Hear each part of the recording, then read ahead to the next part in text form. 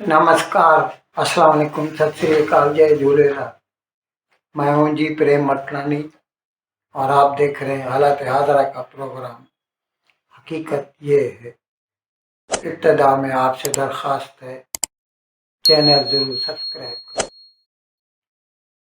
दोस्तों, पाकिस्तान की रावलपिंडी, इस्लामाबाद रावलपिंडी जुड़वा शहर है, ट्विन सिटीज है। वहाँ की एक कोर्ट ने 4 बंदों को मौत की सजा सुनाई है और उसकी वजह है ब्लेसफेमी के कानून की खिलाफ वर्जी। उनके ऊपर इल्ज़ाम था कि उन्होंने सोशल मीडिया पर हजूर सल्लम के खिलाफ गुस्ताख ज़बान इस्तेमाल किए है और साथ साथ कुरान मजीद की भी बेहुरमती की है, जिसकी वजह से जज साहब हैं जिनका नाम है तारिक अयूब, उन्होंने इनको मौत की सजा सुनाई है। उसने अपने फैसले में लिखा है कि इस्लामी शख्सियात जिन्हें हम हाई रिगार्ड में रखते हैं, उनके खिलाफ गुस्ताखाना ज़बान का इस्तेमाल करना नाकाबिले माफ़ी जुर्म है, गुनाह है, और इसीलिए मैं उन्हें मौत की सज़ा सुनाता हूँ। अब क्योंकि उन्होंने साथ साथ कुरान शरीफ की भी बेहुरमती की है, ये इल्ज़ाम है उनके ऊपर, तो जज साहब ने उसके लिए चारों को उम्र कैद की सज़ा भी दी है और फिर उन्हें 10-10 साल कैद की सज़ा भी सुनाई है। ये क्या है, अलग अलग सेक्शन होते हैं ना, हर सेक्शन में उसके लिए सज़ा मुख्तस होती है। पाकिस्तान पिनल कोड में ये सब लिखा है। पहले इंडिया में भी इंडियन पिनल कोड था, अभी तो वो जो है बदल हो गया है वो।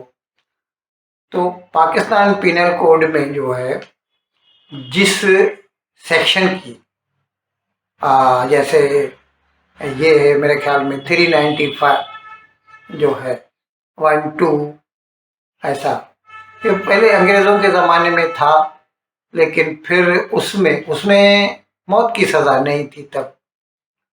तो जनरल ज़ियाउल हक ने जब 77 में वो हुकूमत में आया तो उसने इस कानून में तरमीम की थी और उसके साथ उसने इसके लिए मौत की सज़ा भी मुख्तस कर दी। तो हर सेक्शन में अलग अलग सज़ा होती है, तो जज साहब ने इन चारों को अलग अलग सेक्शन में अलग अलग सज़ा सुनाई है और साथ साथ ये भी कहा है कि ये सारी सज़ाएं कॉन्करेंट चलेंगी। कॉन्करेंट का मतलब होता है कि साथ साथ चलेंगी।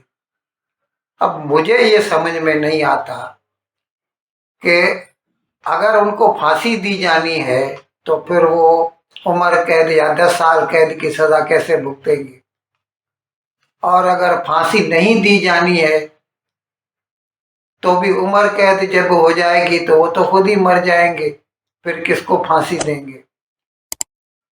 तो खैर, मतलब जज साहब ने तो सबको ये सज़ा सुना दी है और ये सब कुछ जनरल ज़िया का किया धरा है। ये अलग बात है कि उसके बाद जब बेनज़ीर भुट्टो आई थी तो उसकी भी नियत तो थी इस कानून को वापस लेने की, लेकिन उसे हिम्मत नहीं हुई कि ये जो रेडिकल हैं, इंतहा पसंद हैं पाकिस्तान की सोसाइटी में, उनको वो फेस कैसे करेगी, और जाहिर है इससे उनका वोट बैंक भी मरता है। इसके लिए मैं एक दूसरी मिसाल भी देना चाहूँगा। बेनज़ीर भुट्टो की तरफ से ही पंजाब का गवर्नर था सलमान तासीर, सुना होगा आपने, गवर्नर था। उसने सिर्फ एक इंटरव्यू में कहा था कि ये जो ब्लेसफेमी का कानून जनरल ज़िया बना के गया है, یہ درست نہیں ہے۔ وہ ایک کرسچن خاتون تھی ملتان کی، جس کو یہ سزا سنائی گئی تھی، تو اس کے بارے میں وہ تبصرہ کر رہا تھا۔ اب اس کا صرف یہ اتنا تبصرہ کرنا کہ یہ قانون درست نہیں ہے، اس کی ترمیم ہونی چاہیے، اس کا جو باڈی گارڈ تھا ممتاز، اس نے اس کو راولپنڈی میں سرکاری رائفل سے گولیاں مار کر ہلاک کر دیا، اور اس کے بعد جب اس پر کیس چلا کورٹ میں قتل کا اور اسے پھانسی کی سزا ہوئی، تو اس کو پھانسی ملنے کے بعد اس کے جسد خاکی کو ایک بڑا مزار بنا کر وہاں پہ دفنایا گیا ہے، اور لوگ وہاں پر چادر چڑھاتے ہیں جیسے بڑا کوئی پیر ہو۔ تو میں عرض کر رہا تھا، پاکستان میں انتہا پسندی انتہا سے بھی اوپر ہو گئی ہے۔ ایک تو مسلمانوں میں کئی فرقے ہیں، اور ہر فرقہ اپنے آپ کو درست مسلمان قرار دیتا ہے اور دوسرے کو کافر کہتا ہے۔ ایسا بھی نہیں کہ بھائی ان کے خیالات میں اختلاف ہیں، بھلے ہی ہوں، نہیں، وہ ایسا کہتے ہیں کہ میں سچا مسلمان ہوں، تم جو ہو کافر ہو اور تمہاری سزا موت ہے۔ کئی فرقے ہیں، جیسے سنی ہیں، سلفی ہے، شیعہ ہیں۔ احمدیہ کو تو 1974 میں بھٹو گورنمنٹ نے اس وقت پارلیمنٹ سے قانون پاس کر کے انہیں غیر مسلم بنا دیا تھا، non Muslim, you are not Muslim any more. جبکہ بڑے بڑے لوگ ان میں سے، جیسے پاکستان کا ایک نوبل لوریٹ تھا اس وقت، ابھی تو خیر ایک دو اور بھی ہو گئے ہیں، پروفیسر عبدالسلام فزکس کا تھا، جو اس کو نوبل پرائز ملا تھا، وہ بھی احمدی تھا۔ احمدی بولیے یا قادیانی بولیے یا کچھ لوگ لاہوری بھی بولتے ہیں، ان سب کو بھٹو نے غیر مسلم بنا دیا تھا، قانون بنا کے کہ نہیں تم مسلمان نہیں ہو۔ تو پاکستان میں یہ نفرتیں اپنی انتہا کو ہیں۔ اچھا، اس کا ابھی مثال میں آپ کو بتاؤں، مہینہ بھر پہلے میں نے 2-3 ایسے پروگرام کیے تھے۔ خیبر پختونخوا جو صوبہ ہے پٹھانوں کا، وہاں پر کرم ایجنسی میں ایک 50 گاڑیوں کا قافلہ آ رہا تھا۔ میں لنک بھی دے رہا ہوں، آپ خود وہ پوری خبر پڑھ لیجیے گا، سن لیجیے گا۔ وہ اس پر لوگوں نے آٹومیٹک ویپنس سے حملہ کر دیا اور 50 کے قریب لوگ ہلاک کر دیے۔ وہ کیا تھا؟ وہ قافلے میں شیعہ لوگ تھے اور حملہ کرنے والے تھے سنی، تو انہوں نے سنیوں نے شیعہ لوگوں کا قتل کیا۔ پھر دوسرے روز شیعہ لوگوں نے اس کا بدلہ لیا، اور کرم میں ہی انہوں نے پھر سنیوں کے دکانیں جلائیں، گھر جلائے اور کئیوں کو ہلاک کر دیا۔ یہ جو ہے موت کا کھیل یا موت کی ہولی کافی دنوں تک چلتی رہی۔ آج کل سنائی نہیں دے رہا، ہو سکتا ہے ٹھنڈی پڑ گئی ہو، لیکن پاکستان کی حالت یہ ہے کہ ہر مسلمان دوسرے کو، یعنی اچھا مسلمان نہیں سمجھتا، اس کو کافر کہتا ہے اور اس کے لیے موت کی سزا سناتا ہے۔ اور اسی طرح یہ جو بلیسفیمی کا قانون ہے نا، اس کے تحت بھی، اچھا اس میں کیا ہوتا ہے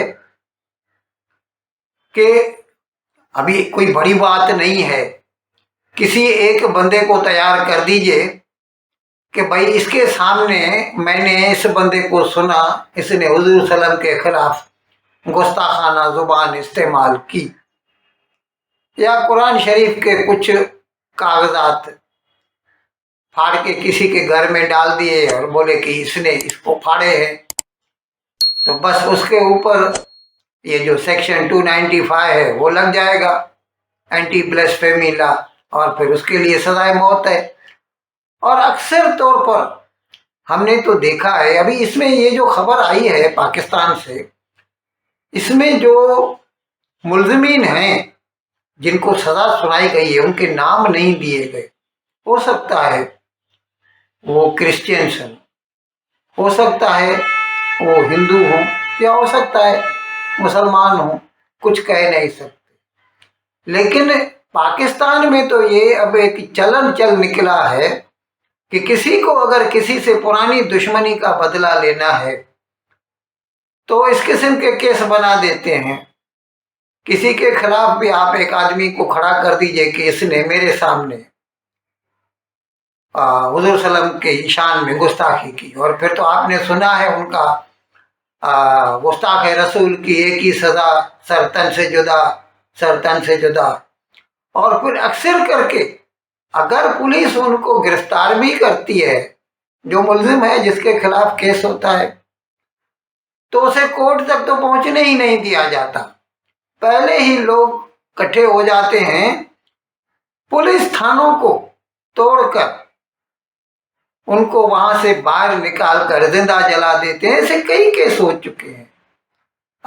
कुछ 2-2.5 साल पहले सियालकोट में हुआ था, एक श्रीलंकन था, मैनेजर था स्पोर्ट्स कंपनी का, उसको जिंदा जला दिया था। और ऐसे मैं कई प्रोग्राम कर चुका हूँ, आप बता चुका हूँ। लेकिन अक्सर करके हमने देखा है कि ये कानून जो है वहाँ के लोग या तो हिंदुओं के खिलाफ इस्तेमाल करते हैं या क्रिश्चियंस के खिलाफ इस्तेमाल करते हैं। हो सकता है कभी कभी अपनी दुश्मनी निकालने के लिए मुसलमानों के खिलाफ, पड़ोसियों के खिलाफ भी करते हैं।